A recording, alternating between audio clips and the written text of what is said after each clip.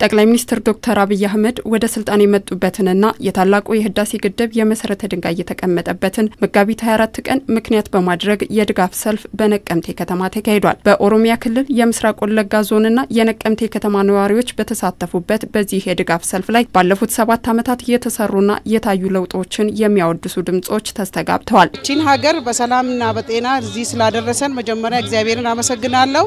ዶክተር አብይ ደግሞ ወደ ስልጣን ከመጡ በኋላ ለሀገራችን ብልጽግናና እድገት ሰላም ያለውን አስተዋጽኦ አይቼ በጣም ደስ ስላለኝና የእውነት መሪም ስለሆነ ለሱ ድጋፍ ለመሆን ነው የመጣሁት።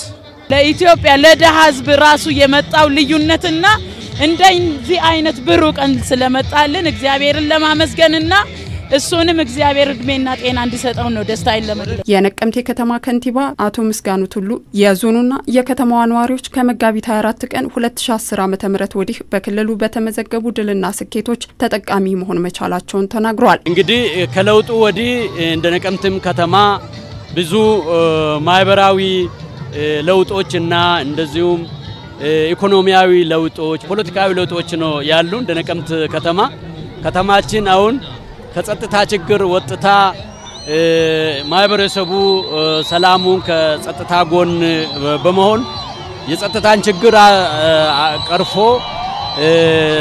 ልማት እየሰራ ነው ያለው። ብዙ ለውጥ ነው ያለው። ብዙ ማህበራዊና ኢኮኖሚያዊ ለውጦች አሉ።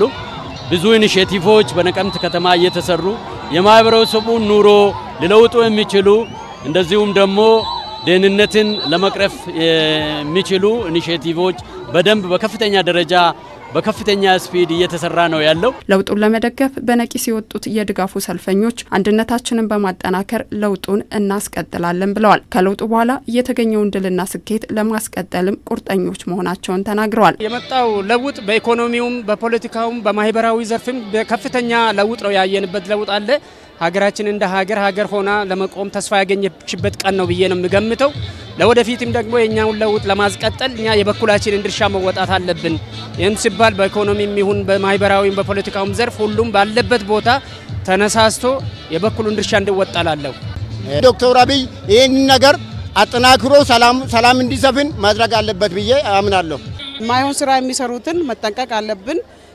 ይሄ መንግስት ደግሞ ትክክለኛ መንግስት ስለሆነ ከጎኑም መቆም አለብን።